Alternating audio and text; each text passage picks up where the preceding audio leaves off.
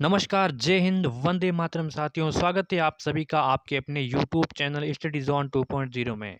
साथियों, आज हम बात करने वाले एसएससी जीडी एग्जाम के लिए एक और बेहतरीन मॉडल पेपर। हर बार की तरह हम जो भी 25 से 20 क्वेश्चन करते हैं, तो आज के सेशन में हमने कंप्लीट मोस्ट इंपोर्टेंट क्वेश्चन जो आपके हिस्ट्री से लिए गए हैं, जो आपके पॉलिटिकल से लिए गए हैं, जो आपके जियोग्राफी से लिए गए और कला और संस्कृति से लिए गए, इनसे जितने इंपॉर्टेंट क्वेश्चन बनते हैं हम हर मॉडल पेपर में देने की पूरी कोशिश करते हैं। इसलिए इस वीडियो को शुरुआत से देके अंत तक देखना और बताना है कि आपके कितने क्वेश्चन आप करेक्ट कर पाते हो। तो चलिए शुरुआत करते हैं। पहला क्वेश्चन है कि मोहनजोदड़ो कहाँ स्थित है? पंजाब में, सिंध में, गुजरात में, उत्तर प्रदेश में। जो आपका मोहनजोदड़ो है कहाँ पे स्थित है? तो पंजाब है, सिंध है, गुजरात है, उत्तर प्रदेश। आप सभी को पता होना चाहिए कि सभी का क्वेश्चन जो भी मैं बता रहा हूँ उनसे पहले आप सभी को अपना आंसर है कमेंट बॉक्स में साथ साथ बताते रहना है। तो मोहनजोदड़ो स्थित है सिंध। और सिंध कहाँ स्थित है? सिंध है दोस्तों पाकिस्तान में। कहाँ है? पाकिस्तान में। तो option number B will be the correct option. Next है कि पुराणों की संख्या कितनी है? 18, 19, 20 या फिर 21। ठीक है, तो जो पुराण होते हैं वो पुराणों की संख्या कितनी है? मोस्ट इंपोर्टेंट क्वेश्चन है, बताइए पुराणों की संख्या कितनी है? तो पुराणों की संख्या है 18। कितनी है? पुराण कितने हैं? 18 है। वेद कितने हैं? 6 वेद हैं। ठीक है, और उपवेद कितने हैं? 4 उपवेद हैं। ठीक है, सॉरी, वेद कितने? 4 हैं। ठीक है, चार चार वेद हैं और 4 ही उपवेद हैं इसके। और पुराण कितने हैं? 18 पुराण हैं। ठीक है, और पहला ऑप्शन हो जाएगा राइट ऑप्शन।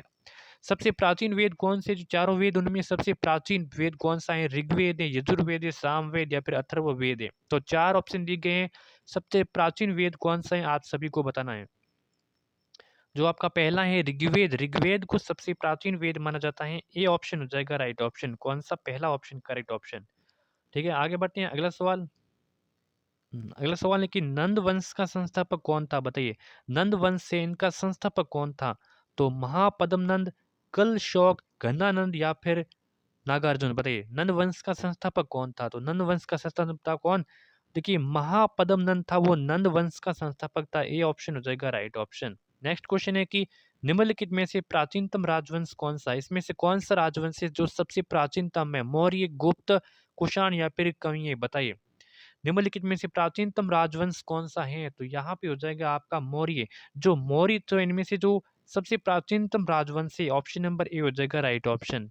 आगे बढ़ते हैं, आगे की ओर बढ़ते हैं। अभी तक आपने हमारे इस यूट्यूब चैनल को दोस्तों सब्सक्राइब नहीं किया तो सब्सक्राइब करना भूलना मत। ठीक है, तो गुप्त वंश का संस्थापक कौन था? घटोत्कच, गुप्त, चंद्रगुप्त प्रथम या फिर श्रीगुप्त या फिर इनमें से कोई नहीं। तो गुप्त वंश का संस्थापक कौन सा? जल्दी से कमेंट बॉक्स में आप सभी का अपना आंसर बताइए। तो श्री गुप्त हैं, वो गुप्त वंश का संस्थापक था। Option number C will be the correct option. Next है कि प्रसिद्ध विजय स्तंभ कहाँ स्थित हैं? दिल्ली, झांसी, चित्तौड़गढ़, सिकरी में। ठीक है, प्रसिद्ध विजय स्तंभ कहाँ स्थित हैं? तो विजय स्तंभ कहाँ है? ये है राजस्थान में। राजस्थान में चित्तौड़गढ़ जिले में है। ठीक है, ऑप्शन नंबर सी हो जाएगा राइट ऑप्शन। नेक्स्ट क्वेश्चन बढ़ते हैं आगे की ओर। अगला सवाल है कि ब्लैक पगोडा है, ब्लैक पगोडा कहाँ पे है? Black pagoda. ठीक है, मिस्र में, श्रीलंका में, मदुरै में, कोणार्क में। बहुत ही इंपॉर्टेंट क्वेश्चन है, एसएससी जीडी में डायरेक्टली ऐसे क्वेश्चन पूछे गए हैं। ठीक है, ब्लैक पगोडा कहाँ है? तो कोणार्क में स्थित है। ऑप्शन नंबर डी हो जाएगा आपका राइट ऑप्शन। बढ़ते हैं आगे की ओर।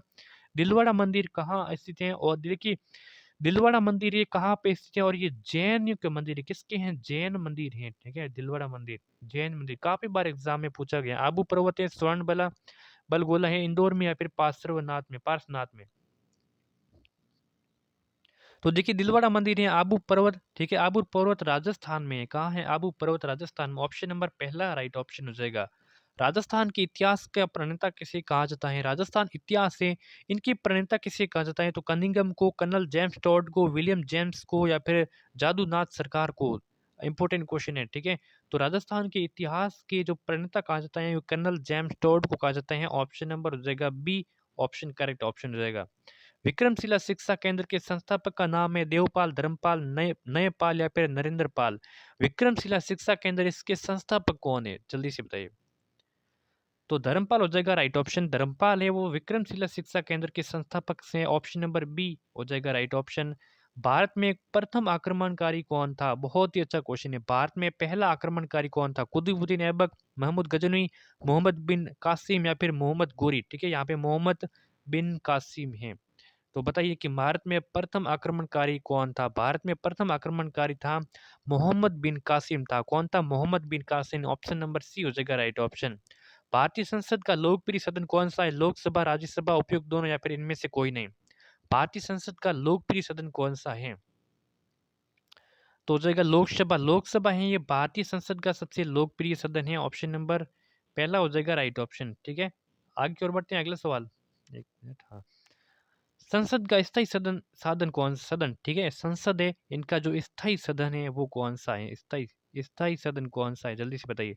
लोकसभा, राज्यसभा, उपयुक्त दोनों या फिर इनमें से कोई नहीं। तो यहाँ पे राज्यसभा है, ये स्थायी सदन है। ठीक है, स्थायी सदन। ऑप्शन नंबर बी हो जाएगा राइट ऑप्शन। भारत की संसद का उद्घाटन कब हुआ था? 1917 में, 1947 में, 1937 या फिर 1927 में? भारत की संसद का उद्घाटन कब हुआ था? तो 1927 ईस्वी में भारत की संसद का उद्घाटन हुआ था। ऑप्शन नंबर जो डी बिल्कुल करेक्ट ऑप्शन हो जाएगा। बढ़ते हैं आगे की ओर। वायुमंडल का सर्वाधिक स्थायी तत्व कौन सा है? नाइट्रोजन, ऑक्सीजन, कार्बन डाइऑक्साइड या फिर जल वाष्प? वायुमंडल का सर्वाधिक स्थायी तत्व कौन सा है? तो यहाँ पे हो जाएगा नाइट्रोजन हो जाएगा, वो वायुमंडल का सबसे सर्वाधिक स्थायी तत्व है। Option number A right option. कौन सी गैस ग्रीन हाउस प्रभाव के लिए रिस्पॉन्सिबिलिटी है? किसकी गैस है? जो कौन सी गैस है वो ग्रीन हाउस गैसें हैं? तो क्लोरीन, CO2, ऑक्सीजन, हाइड्रोजन। बताइए जल्दी से राइट ऑप्शन। तो यहाँ पे कार्बन डाइऑक्साइड हो जाएगा करेक्ट ऑप्शन। कार्बन डाइऑक्साइड है जो ग्रीन हाउस गैस के लिए एक उत्तरदायी प्रभाव के लिए उत्तरदायी एक गैस है। ऑप्शन नंबर बी हो जाएगा राइट ऑप्शन। भारत की उत्तर से दक्षिण तक लंबाई कितनी है? भारत की जो उत्तर से दक्षिण है, ठीक है, ये भारत है, उत्तर से दक्षिण तक ये आपको लंबाई बतानी है। ठीक है, तो ये किसमें ये लंबाई हो जाएगा, ठीक है, और ये हो जाएगा चौड़ाई आपकी। तो ये लंबाई कितनी है? तो 2933 किलोमीटर, 3214, 3124 या फिर 3412 किलोमीटर। देखिए यहाँ पे ये हो जाएगा लंबी, तो और ये कितनी है? तो ये है 3214। ठीक है, और ये चौड़ाई हो जाएगी, तो ये कितनी है? ये 2933 किलोमीटर हो जाएगा। लंबाई पूछे तो 3214 किलोमीटर और चौड़ाई पूछे तो 2933 किलोमीटर। फिलहाल इसका राइट ऑप्शन हो जाएगा बी ऑप्शन। नेक्स्ट है कि कर्क रेखा भारत के कितने राज्यों से होकर गुजरती है? 5, 6, 7 या फिर 8? कर्क रेखा भारत के कितने राज्यों से होकर गुजरती है? तो ये 8 राज्यों से होकर कर्क रेखा भारत से गुजरती हैं। ऑप्शन नंबर डी हो जाएगा राइट ऑप्शन। नेक्स्ट क्वेश्चन है कि किस राज्य में गिरनार पहाड़ियां स्थित हैं? बिहार, गुजरात, कर्नाटक, राजस्थान में गिरनार की पहाड़ियां कहाँ स्थित हैं? तो देखिए ग से हो जाएगा गिरनार और ग से हो जाएगा गुजरात। ठीक है, ग से गिरनार, ग से गुजरात। ऑप्शन नंबर बी हो जाएगा राइट ऑप्शन।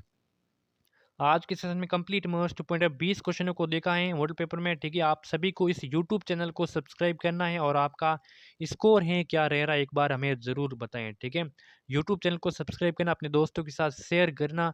मॉडल पेपर हम ज़्यादा से ज़्यादा सॉल्व करने की कोशिश करेंगे। धन्यवाद।